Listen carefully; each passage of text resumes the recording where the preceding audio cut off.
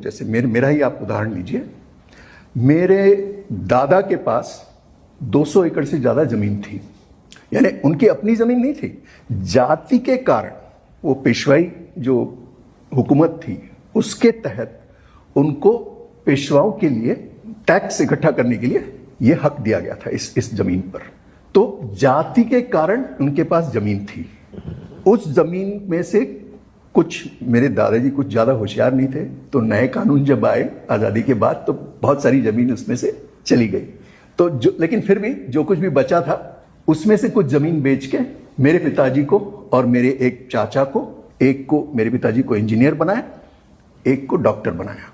तो इंजीनियर का बेटा मैं, तो मुझे लगता है कि मेरा जाति से क्या लेना देना, मैं तो मेरिट का पुतला हूं। लेकिन मैं मेरिट कैसे पा सका, महंगे स्कूल और अच्छे कॉलेज में मैं कैसे जा पाया, क्योंकि मेरे पिताजी इंजीनियर थे।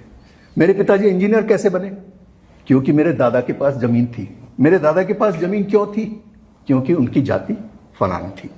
कुछ और जाति होती तो उनके पास कोई जमीन नहीं होती और मैं यहां नहीं बैठा होता।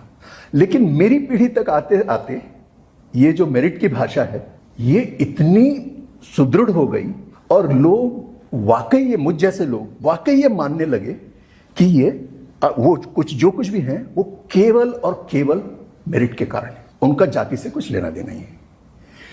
और दूसरी तरफ आप देखिए कि जिन लोगों को सबसे ज्यादा नुकसान पहुंचा है जाति से, उनको हर बार जाति के परचम के नीचे उनको